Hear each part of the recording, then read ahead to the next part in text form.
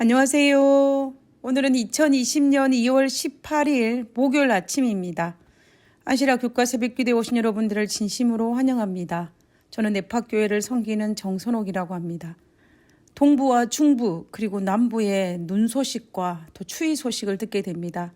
부디 있는 곳에서 건강하시고 또 하나님의 큰 축복을 경험하게 되시기를 바랍니다.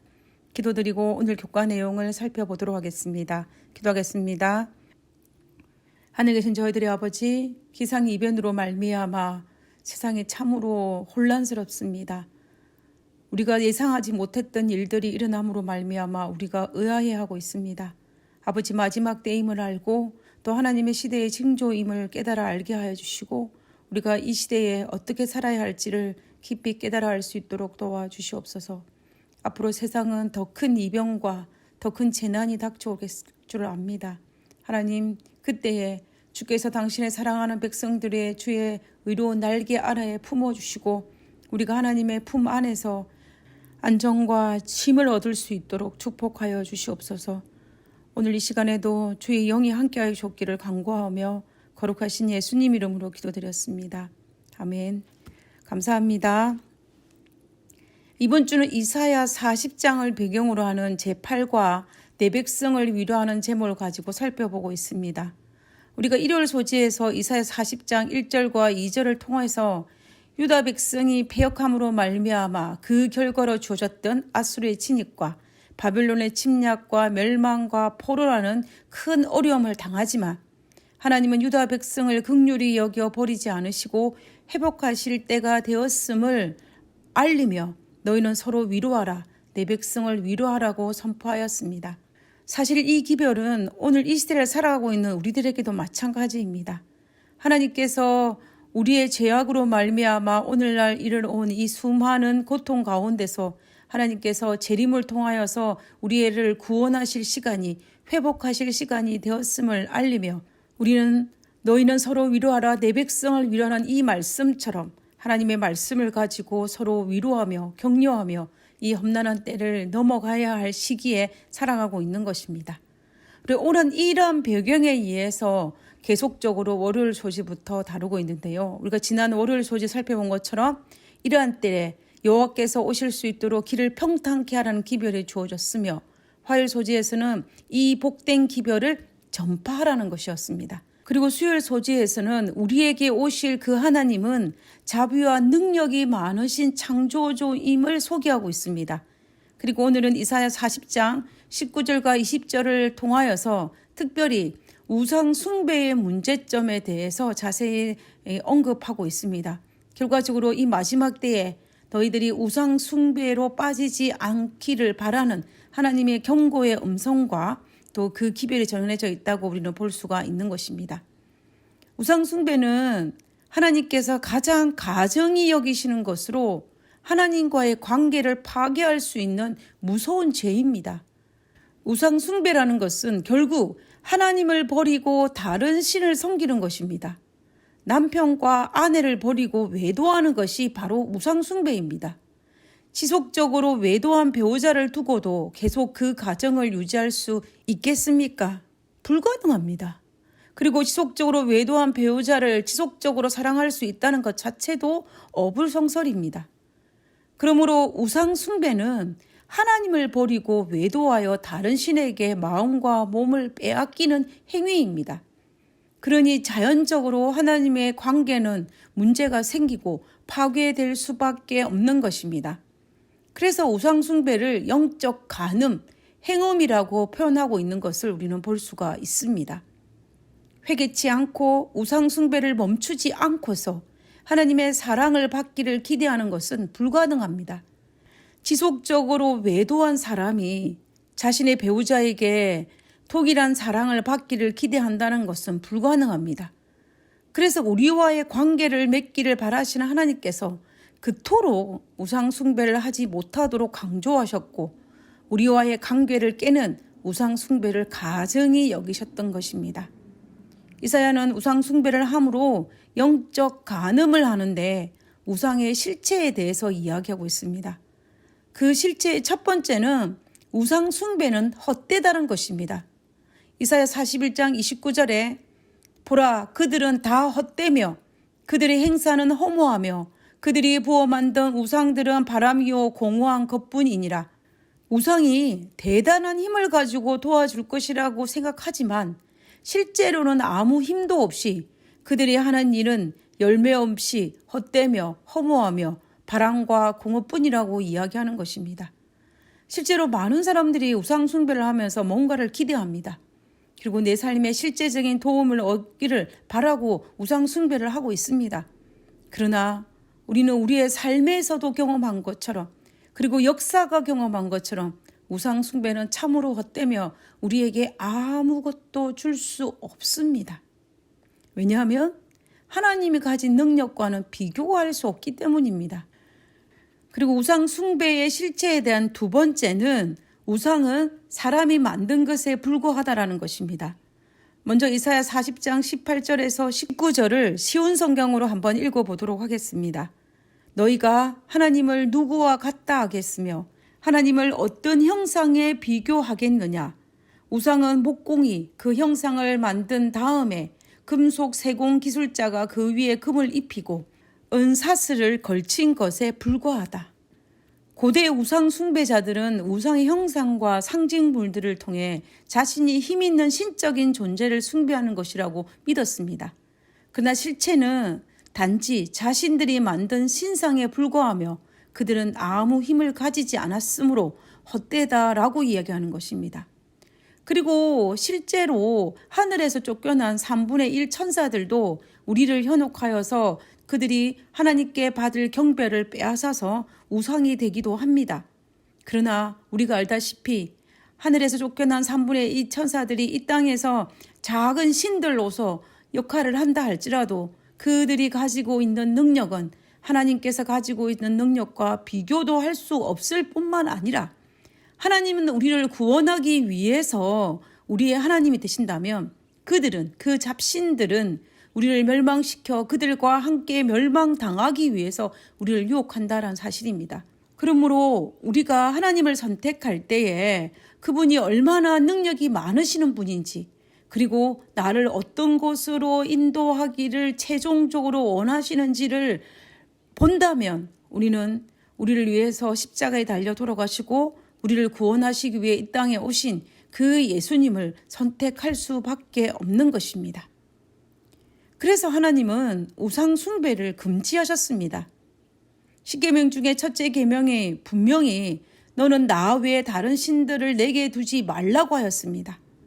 그러므로 어떤 신을 상징하는 우상을 숭배하는 것은 십계명 중에서 첫째 계명을 어기는 것입니다.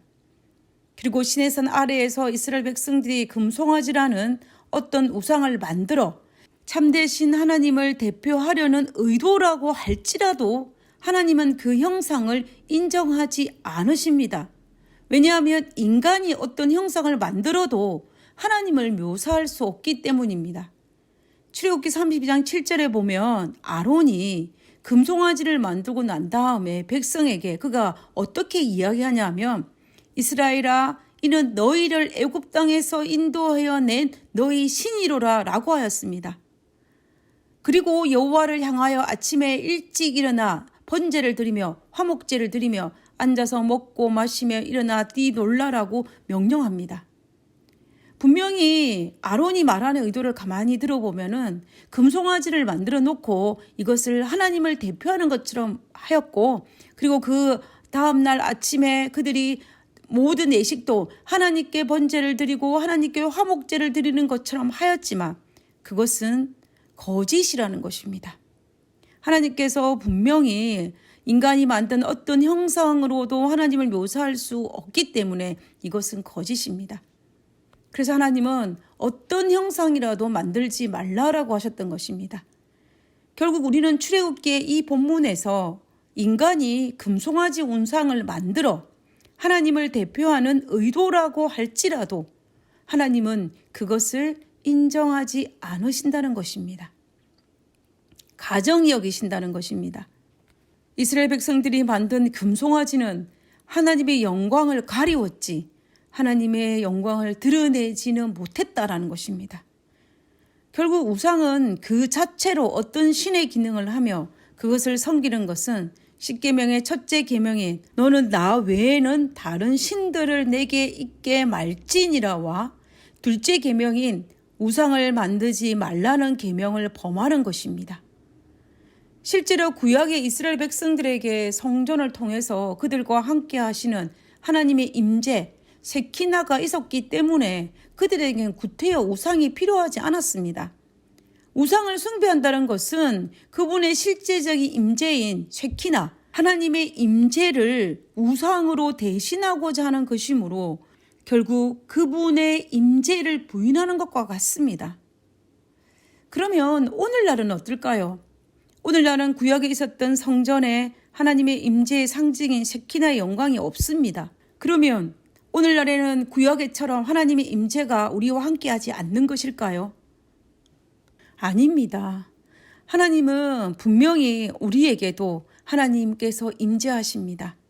오늘날은 내가 너희와 함께하리라는 성령의 임재를 통하여서 하나님께서 임재하시는 것입니다.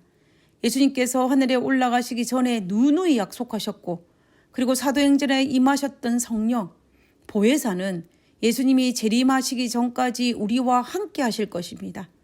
우리가 진실된 마음으로 구하기만 한다면 우리는 성령의 침례와 성령의 임재와 하나님의 임재를 경험하게 될 것입니다. 오늘 우리가 우상을 추구하고자 하는 마음은 성령의 임재를 부인하는 사실임을 우리는 잊지 말아야 할 것입니다. 이 우상의 문제는 비단 구약의 문제만은 아닙니다. 구약에서 신상을 만들어 숭배하였다면 오늘날은 형태가 바뀌었을 뿐입니다. 그것은 이성이라는 형태로, 철학이라는 형태로, 물질이라는 형태로 바뀌었습니다. 하나님이 차지할 그 자리에 철학이라는 형태로, 이성적이라는 형태로, 과학이라는 형태로, 물질적이라는 형태로 우리들 사이에 들어와서 마치 이것이 더 앞선 지식인 것처럼 취급하고 기독교 신앙은 진보한 것처럼 치부하는 경우들이 사실은 종종 있습니다. 이것으로 많은 불신자들을 만들어내었고 불신자들의 핑계거리가 되곤 하였습니다. 그리고 하나님을 믿는다고 주장하는 기독교인 안에서도 여전히 우상 숭배의 위험은 도사리고 있습니다. 기독교 역사를 살펴보면 4세기경에 교회 안에 들어온 이교 사상이 물밀듯이 교회 안으로 들어왔습니다. 오랜 세월이 흐르는 동안 교회 안에 들어온 이 이교 사상들이 교회 안에서 새로운 우상으로 자리 잡았습니다. 이제는 그것이 마치 성경의 진리인 것처럼 사람들에게 인식되어버린 굳어진 우상들의 형태로 존재한다는 것입니다. 물론 중간에 종교 개혁을 통하여서 일부 개혁이 이루어지기는 하였지만 여전히 교회 안에는 잘못된 신학 이론들이 하나님의 뜻과 하나님의 계명을 대신하곤 합니다. 그러므로 우리는 말씀으로 돌아가 하나님의 계명과 예수 그리스도의 증거를 찾아 믿음을 지키며 순종하는 것이 필요합니다. 이것이 바로 우리가 하나님을 섬기는 바른 자세입니다. 그리고 기독교인이라 할지라도 자본주의 사회의 폐단인 물질주의가 우리가 우상 숭배를 하도록 유혹하고 있습니다. 그러므로 우리의 마음이 하나님께 집중하지 못하게 하고 나누어지게 함으로 말미암아 나도 모르는 사이에 우상 숭배자의 대열에 들어갈 수 있는 위험에 노출되어 있다라는 것입니다. 우리 117페이지에 있는 영감의 교훈을 한번 읽어보도록 하겠습니다. 우리에게 우상이 되는 것들, 그리스도인이라는 이름을 가진 사람들 중에 하나님이 아닌 다른 신을 섬기는 사람들이 많다.